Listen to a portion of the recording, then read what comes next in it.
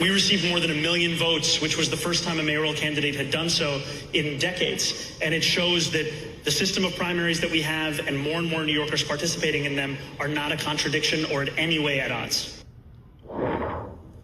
Welcome back to Inside City Hall. Should New York City allow more than 1 million independent voters to cast ballots in primary elections?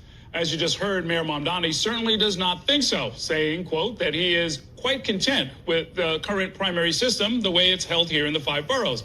But open primary supporters, including my next guest, call the existing system outdated, arguing that it excludes a huge chunk of the electorate from determining the city's political leadership.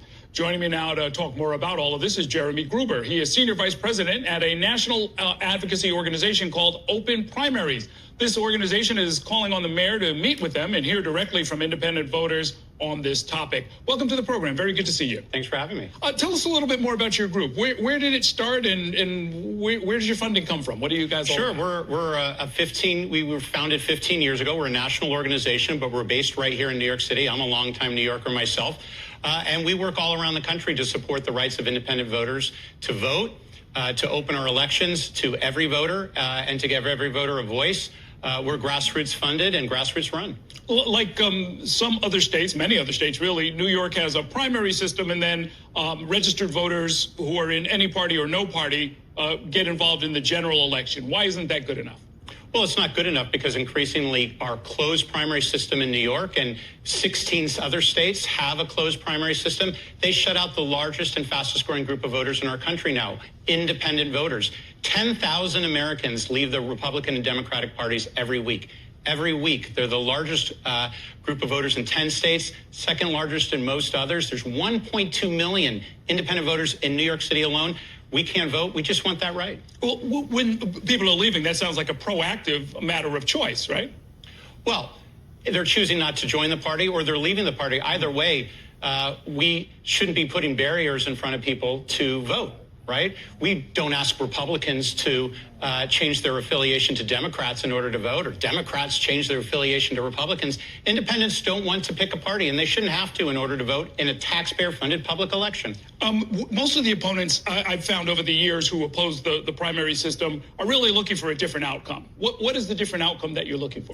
We're looking for one very simple outcome, the right to vote. It's that easy. There's 1.2 million independent voters in New York City. 54% are voters of color. Let me be more specific. Yeah. Most of the people who are calling for this would like to see other people elected than the people who get elected. Is that kind of where you're coming from? That's not who we are. We're here as independent voters who want the right to vote. That's it.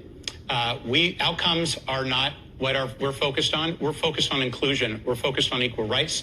This is a voting rights issue for us, and it's a voting rights issue for the thousands of independent voters in New York that I talk to all the time. Okay, let me do a little devil's advocate here. Sure. I was looking at some of this just because we have the 250th anniversary of the country. Political parties are an invention, an American invention. In fact, a lot of it happened right here in Manhattan when the first Congress met. So the Democratic Party starts out as basically a caucus to pass the Bill of Rights. Right. We know that many years later, the Republican Party starts as an anti-slavery party in order to sort of gather people, and people want to associate. I mean, it's core to our democracy that people associate around certain principles, around certain issues, around certain outcomes. And it sounds like you're saying that that's somehow a problem.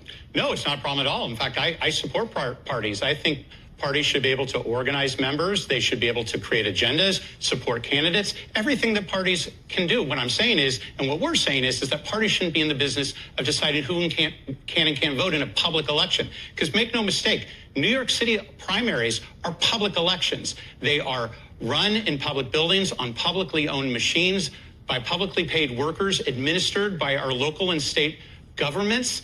And the whole thing is paid for by us, the taxpayers. There's nothing private about primary elections in New York. And talking about history, let's look at where primary elections came from.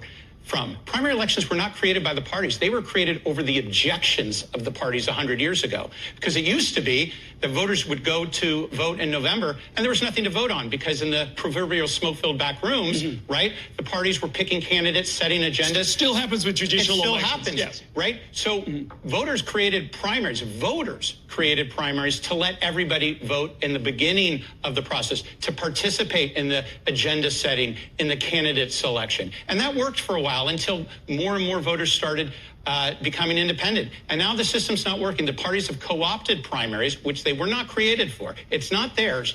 And now voters say, we want back in. And so, I mean, this is really just directed at the Democratic Party, right? I mean, we have a conservative party. You're not talking about, sort of trying to let people go in there and pick their leadership. Oh, we want voters to be able to vote in the primaries across the board. We work around the country in red states, blue states, red cities, blue cities. We believe Americans should be able to vote in every publicly funded election. New York City is no different. Republican and Democrat, it doesn't matter. If you pay for an election and you're a registered voter, you should be able to participate. But that's not really the issue. If you were just calling for the defunding of primaries, that would answer that issue. But that's not really what you're getting at, right? No, what we're saying is if these are government-run public elections, they should be open to the public. There's a ballot status party called the Working Families Party, and they do things a little bit differently. You're an attorney, they don't necessarily have primaries. They have different caucuses at different points in the process. They fill vacancies a little bit differently.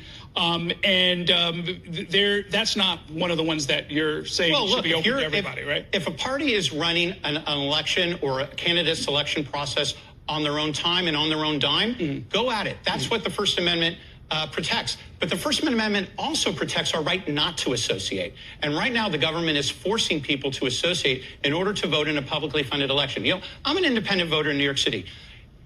I get a text every spring from the New York City Campaign Finance Board. It says, you know what? You can't vote in primaries because you're an independent, but primaries are really important. If you want to be able to vote, let us help you join the Republican and Democratic parties. Think about that. Your government, or the Conservative Party, or the Working Families Party. Your government is trying to tell you, or a party of your own to choosing. join a private party. But why should you have to join a private party to vote in an election? It's not right and it's not fair. In the same election that Mayor Mamdani was talking about, the second runner-up, Andrew Cuomo, was part of a self-created party. If people wish to do this, it's not like there are insuperable barriers. He got millions of votes. No, people should be able to join a party in any way they like. But people should also have the right not to join a party, and that should not be a barrier for them to be able to vote in a public election. And then I guess last thing, the people who believe in these parties, even though you think it's unwise or they shouldn't have so much support, they don't necessarily want a bunch of outsiders to come in and sort of either change the direction of it or change the principles or pick the leaders of it. And they do have a constitutional right to associate and sort of pick their own leadership, right?